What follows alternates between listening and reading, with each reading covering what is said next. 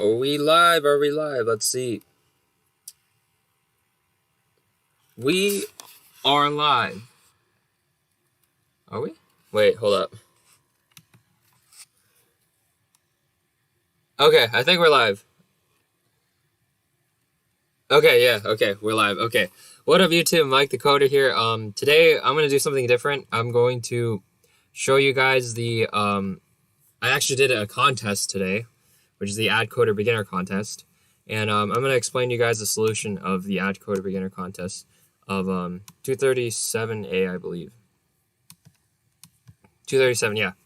So I'm going to show you guys I'm going to explain to you guys the solutions of problems A, B, C, and D, okay? I was able to solve A, B, C, but D I actually just upsolved a minute ago. So I'll just explain how do you do these problems. Okay, the first statement, you're given an integer n. If n is between negative 2 to the 31 and 2 to the 31 minus 1 inclusive, print yes, otherwise print no. Okay, so this problem is not that difficult. Just you have to understand that the negative 2 to the 31 is actually integer underscore min, so it's the smallest value you could have as your integer. And 2 to the 31 minus 1 is integer underscore max, which is the largest possible value you could have as your integer. So as long as you just check between both of these bounds, you're going to as long as it's between both of these bounds and it's inclusive, you just print yes, otherwise you just print no. And the code for this one is not that hard. I'll just show you guys what it was. Yeah, so here we read in n or number n, and we just check if it's less than or equal to integer underscore max. And if n is greater than or equal to integer underscore min, we print out yes, otherwise we print out no. So yeah, that's the first solution of AtCoder ABC. So that's the first problem. Let's go over the second problem. Let's see, do I have anyone? Okay, there's no one's currently watching, but it's okay. All right, let's go over the second problem. Okay, so the second problem is you're given an matrix H by W matrix A. The element at the ith row from the top and the jth column from the left of A is A of ij. Let B be a matrix W by H such that the ith row from the top and the jth column from the left side is equal to AJI. That is, B is a transpose of A. Print B. Okay, so essentially what this is doing is that what they're asking for is that given a matrix, you just have to flip it.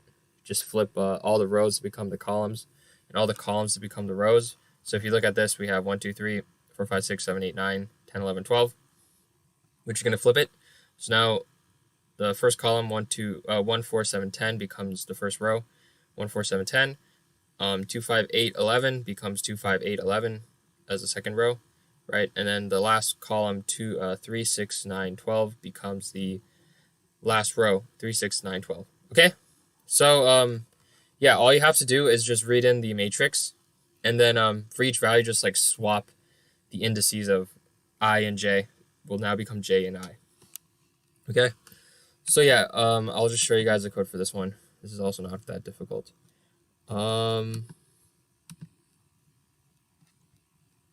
Yeah, this right here. So here's what you do. You read in the height of the matrix and the width of the matrix, and then you create your matrix of like all zeros, the height and the width of the matrix like this. Then you create a separate matrix, R2, which is going to now be like the height and the width are going to be swapped, so now it's going to be width and then height. So then you have like that, right? Then what you're going to do is you're going to read in your matrix from 0, I equals 0 to the height, and J is going to equal to 0 to the width. So that's just going to read in your matrix for all your values of matrix. Now instead, you're going to do R2, which is your second matrix. Your B matrix is now going to be JI is going to equal to R of IJ. So essentially what this is doing, it's going to, for every row, it's going to swap with the column, and every column is going to swap with the row. And then in the end, you just print out your second matrix. Print out auto X of R2, and then print for for every column, for every row, print for every column, and then just print out your value and then print out a new line. So yeah, that's the gist of problem 2. All right, this one's a little hard. Yeah. So this is kind of similar to a LeetCode problem. Okay, so you're given a string S of lowercase English letters. Determine whether you could add some number of A's, possibly 0 at the beginning of S, to make it a palindrome. So a palindrome is that it's the same forward and backwards if you flip it. So like here we have Casa. We have Casa, right? And Casa is not a palindrome, right? Casa is not a palindrome. And the reason why it's not a palindrome is that, let's just open up Paint real quick.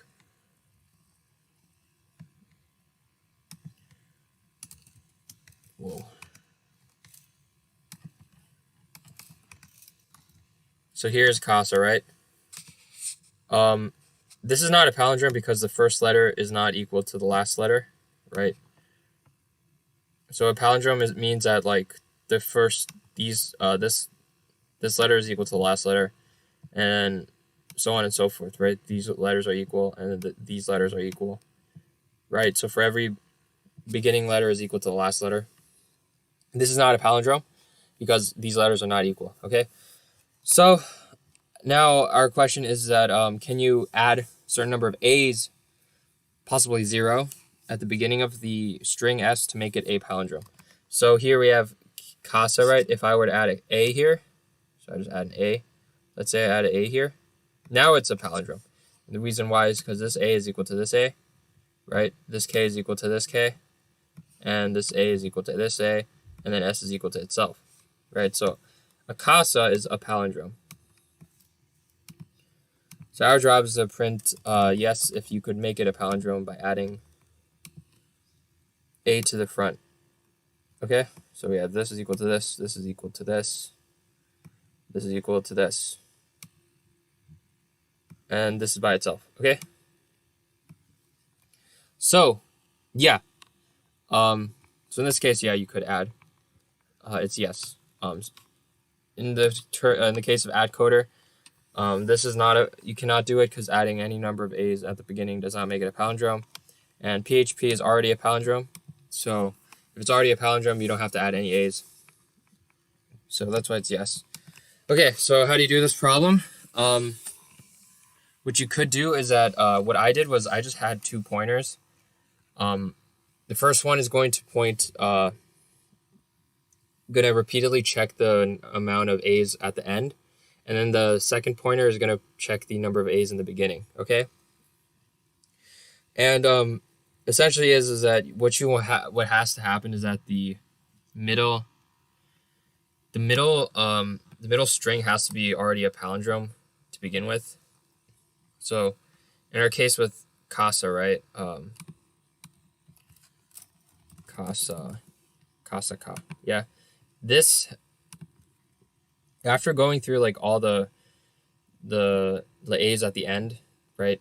Anything here, your middle string from here to here has to already be a palindrome for this to work. So this here to here, this has to be already a palindrome, right?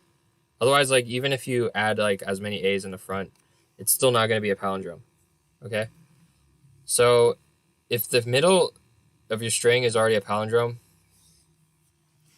then the answer is yes. Otherwise, the answer is no. So basically, you just have to keep track of the number of A's at the front and the number of A's in the back. And then essentially is like if we had, let's say, I think one the counter example I had was like AATA or something, right? So this is an example where it's like a hard case where you have to watch out for. So if like, let's say, okay, maybe a different example. We'll go over that example later. So let's say you had like ATTEA, right? And then you had like, this was, yeah, it was like this, right? And so you have something like this, okay? So you could make this into a palindrome, because if you keep track, like T, right? If you keep track of a pointer at the end for all the A's, and just keep decrementing every time you see an A, your pointer at the end is going to get to T. And then let's say you also have a pointer in the beginning, checking out how many times there are A's you've gone through, and then you stop when you stop seeing an A, then you're going to see a T also here, right? When you don't see an A. And then you just have to check with the middle is already a palindrome of TET. And then if it's already a palindrome, then you could add as many A's to the front. Now, the only counterexample is that, let's say you have this example, AAATA. So if I had a pointer pointing at the front and a pointer pointing at the back, keeping track of the A's I see. So if I keep going to the right of all the A's here, for the first pointer at the front, this while it's equal to A, you're going to end up at T, right? And then this pointer at the back that checks how many times that there's an A in the back, and you keep decrementing it, you're going to also end up at T. And then if you check if it's a palindrome, it's going to return yes. However, in this case, it's not possible. And the reason why is because the number of A's in the front are greater than the number of A's in the back. So because this is the case, you can't add more A's in the front. There's too many A's in the front, so no matter how many times you add A's in the front, it'll never equal to the A's in the back, right? So this is not possible. So yeah, just maintain 2 pointers in the beginning and the end, and keep the last pointer, keep subtracting it every time you see an A, and then the first pointer, keep increasing it every time you see an A.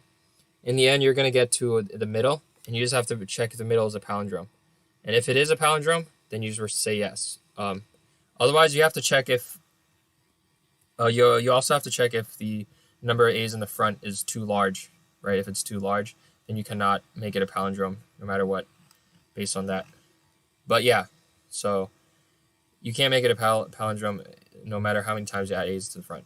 But yeah, so that's basically how I did solve this problem. I'll show you guys my solution now. Okay. Oops. And surprisingly, I solved C before B, which is kind of crazy, if you think about it. But yeah, okay. So here, I read in the string S. I'm still alive, right? Okay. Okay, so here I read in the string S, right? I first start, is S a palindrome? Because if it's already a palindrome, then you don't really need to add any A's in the front, right? So you just print out yes. Otherwise, we're going to have a pointer called J. It's going to point to the back of the string. It's going to keep track how many A's are in the back of the string. It's going to decrement. Yeah, this pointer is going to decrement as long as there's an A in the back of the string. Also, I keep the number of A's, keep another variable called number of A's at the end, called numEnd, and I set it equal to 0. And every time I decrement, I'm going to increase numEnd to have a counter of how many A's are at the back. Okay? Then I have a pointer called I, pointing to 0, and I start at the front of the string. And now I have another variable counting the number of A's at the front of the string, and that's called numBegin. And then I do a while loop, exactly the same thing, from I to the end of the string, and I check. I keep going to the right as long as the current pointer is equal to a value of A. Okay, so then I'll do I++ and then number of A's ++ also. So back to the counter example. If the number of okay. So here in this case is if in this case is like if we have too many values in the beginning.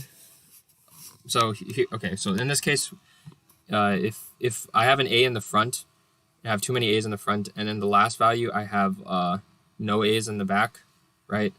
too many A's in the front and no A's in the back, it's no. Okay, so if too many A's in the front and I literally have no A's in the back, this is impossible. It's not possible, because no matter how many times I add A's to the front, if I have too many A's in the front and little to no A's in the back, so like this is the case if we have AAATA, AAAT, right? Here, if I have 0 A's in the back, so my back pointer is going to point to T, right? The first value that's not an A. And then I have so many A's in the front. No matter how many A's I add to the front, I can never make it into a palindrome, because there's already too many A's in the front, right? There's too many A's in the front in order to make this into a palindrome. Now, had the question changed to add A's to the back, then you could make this into a palindrome if you add A's to the back. But if you're only adding A's to the front and there's already too many A's in the front, you cannot make this a palindrome at all, okay? No matter how many times you add A's to the front, this string can never be a palindrome, okay? So that's this case right here. If I is greater than 0 and j is equal to the still equal to the end of the string, right? Because my j pointer is going to check to the first occurrences of when there's not a, it's not an A, okay? So if this is the case, I'm going to print out no, it's not possible. And then I have another if condition. If the number of A's in the beginning is greater than the number of A's in the end, it's also not possible, because this is just like it's basically the same condition as the first condition, but this is just to making sure that, like, if you have AAATA, that this is not possible, right? AAATA, this is not possible, because there's just too many A's in the front compared to the A's in the back. So you cannot make this a palindrome no matter what. Okay. Now, otherwise, I'm going to, none of these cases are, since none of these cases are the scenarios, right? We just have to check if the middle string is a palindrome. Okay, so if this middle string, Casa, if it's a palindrome, we just have to check it if it's a palindrome. So I passed in 2 pointers called, I created a new function called between palindrome, which is this, and it takes in a string, S, and then it takes in two indices, I and J, and then I just loop through while I is less than J, and each of the characters are the same at both of the positions. I'm going to increase my starting pointer, and then I'm going to decrease my ending pointer. And then in the end, if the left side is greater than or equal to the right side, then it must be a palindrome, right? It must be a palindrome between these 2 points, between these 2 positions of K, Casa, because what it's checking is it's checking if K is equal to K, and then it's going to check if A is equal to this A, and it's going to check if S is equal to S. So since all the beginning characters and the ending characters are the same, it's going to return true. Okay, so that's between palindrome. Okay, and then yeah, so it's going to print out yes if it's true, and if it's not a palindrome, we print out no. Okay, so yeah, that's the gist of problems A, B, and C. Okay, let's go to problem D. I just solved this. I just upsolved this problem recently, so like literally a few moments ago. So this problem's a little hard to think about. So you're given a sequence A that contains the number 0, and then we're gonna loop from 1 to n. Okay, so given a number n, we're gonna loop from 1 to n. So in the string, in our string, we're also given a string s. If the position at the string is equal to L, we're going to insert the current number to the previous one. Otherwise, we're going to insert to the right side of our current number. So I know this is kind of hard to understand, but bear with me. Okay, so let's say we have this string.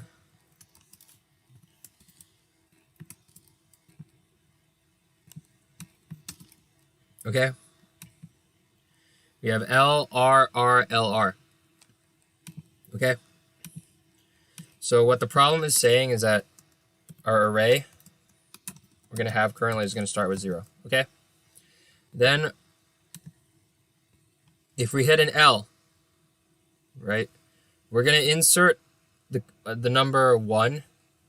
We're going to insert the current index 1 to the left side of the value of the 0th index of our array. So if it's L, we're going to insert to the left side. So what this is going to do is it's going to insert the value 1 to the left side.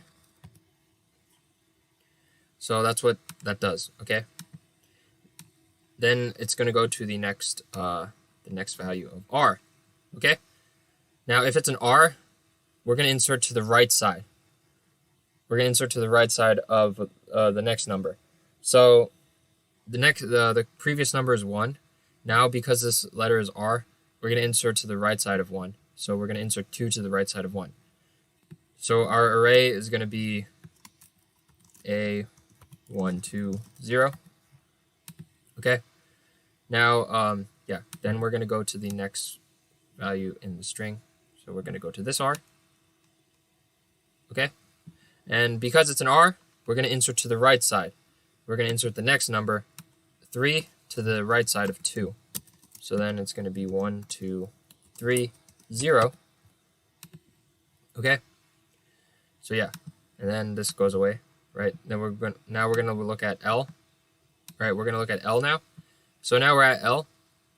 We're at this position of L. Since it's L, we're going to insert to the left side, the next number to the left side of our current value. So our current value is 3. We're going to insert it to the left side of 3. So what that does is we're going to have 1, 2, 4, 3, 0. And the reason why is because 4 is going to, since it's L, right? Since L, we're inserting the left side of the previous number. So our previous number is 3, so we're going to insert 4 to the left side of 3. Okay? So that's what this is doing. And then after that, we reach the right side, the last character of our string, R. Since it's an R, we're going to insert to the right side of our current number of 4. Right? So our previous number is 4. We're now going to insert 5 to the right side of 4. So that's going to give us 1, 2, 4, 5, 3, 0. Okay? So yeah, and then after we're done with this reading the string, our task is just to print out this array A. Okay? So then, yeah. So in the end, we get 1, 2, 4, 5, 3, 0.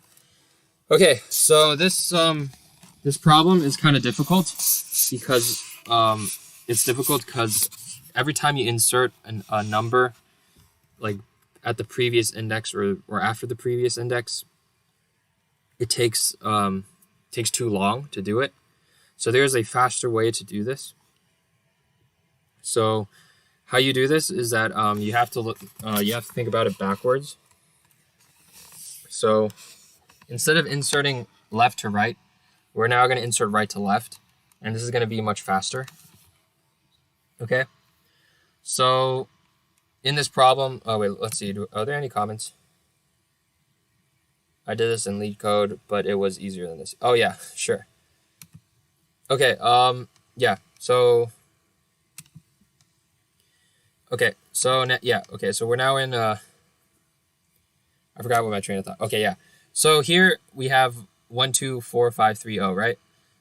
If we're just going to insert to the left side and to the right side, to the left side and to the right side, that's going to take a lot of operations inserting it, right? Because essentially what it's doing is it's inserting between your previous number here. So like 2 to the right side of 2 would be 3. And then every time you insert like inside to at a certain index, all the elements have to get pushed to the right, right? So then when that happens is that the code gets really slow, right? Because every time you insert a number like in between two elements, right? to the left side or the right side, it gets too slow, right? Because all the arrays got to shift to the right. So to solve this problem, we're gonna start inserting backwards. Okay. So yeah. So here's what I'm gonna do. I'm gonna start inserting it backwards, and then I'll show you guys how that works. Okay, so we have this. We have exactly our same string LR. Okay, instead of starting my array with 0, like what the problem statement says. So the problem statement says start with 0. We're not going to start with 0 now. We're going to start with the number n. Okay. So now what our number n is that so our current number here is the value of the last element of a ends at 5, right? So what we're doing now is we're going to start at the last element of 5. So our array would be 5 just 5 currently. Okay. So now instead of inserting it every time to the previous elements left or right, but in between two elements and pushing everything to the right, you're gonna see a pattern if we insert backwards. Okay. So I'm not gonna loop from here to here. I'm not gonna loop this way. Instead, now I'm gonna loop this way. Okay. So I'm gonna loop this way,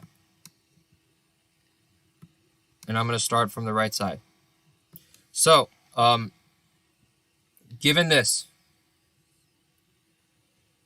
now our current element a is 5, right? If I'm inserting it backwards, what does that mean? Well, since before when our letter is L, and what that meant was we're inserting to the left side, and if it was right, we're gonna insert to the right side, right? This is what was stated before. Now, since I'm inserting backwards, going backwards, if it's R, I'm gonna add to the left, and if it's left, I'm gonna add to the right. Add to the end, and you're gonna see how this works. Okay, so here, since it's an R, I'm gonna add the previous number to the left. Okay, so here we have a has a current element of 5.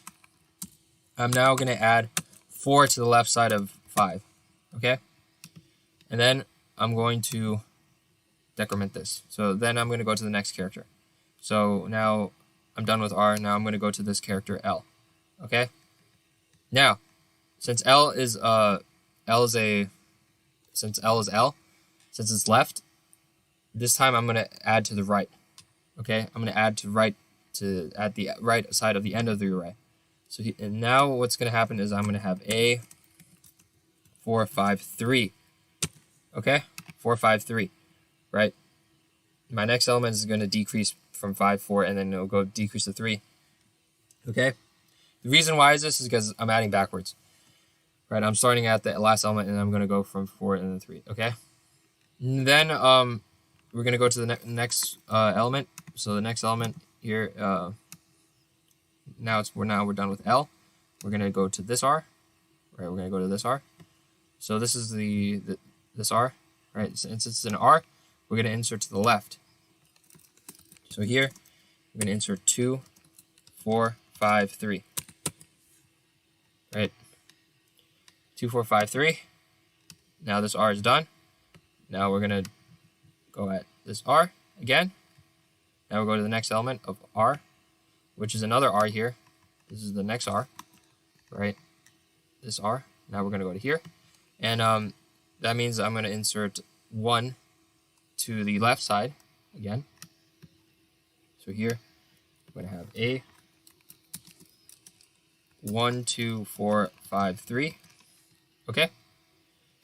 And then after that, we're going to get to an L. And this time I'm going to insert to the right side. And you're going to have a is going to be 1, 2, 4, 5, 3, 0. Okay? So in the end, we get the exact same result here, and instead of inserting it between elements by looping backwards, we're just adding to the front and the back. Okay, but looping backwards, we're adding to the front and the back, and then because of this, we're able. It's more efficient, and we could just print our answer in the end. So yeah, by looping backwards, we get the same answer, and it's more efficient because all we have to do is add to the front of the array or the back of the array. And to make it even more efficient, we could use a DQ, because if you have a DQ allows you to add values to the front and the back very efficiently. Okay. So yeah, let's go to all the submissions. Let's go to the code that I wrote. All right. So what do we do here? We read in our number, the number of values we have, n, and then read in our string, s. I created the DQ of b, and I set equal to the n, equal to the number of elements, the last element of 5. Okay, so like remember before we started it from 0. This time we started at the last element of 5. Okay, then I loop backwards from I equal to size minus 1, and then I is greater than or equal to 0. We do I minus minus. If s is equal to r, I push to the front. So that's different than before here. Here, I'm going to push to the front, so I'm going to add it to the front of the list. Okay? So then, yeah, I push to the front. Otherwise, I push to the back. I push it to the end of the list. Okay? Then, after when this loop is done, I just print out all the values in my DQ. And that's it. Print endo. So yeah, I hope you guys enjoyed this fast tutorial of all the elements. Whoa, what the hell? Someone's spamming so much. Yeah, I hope you guys enjoyed all this tutorial of AtCoder A, B, C, and D. There's so many spams here. Rate, comment, subscribe. I'll check you guys later. Peace.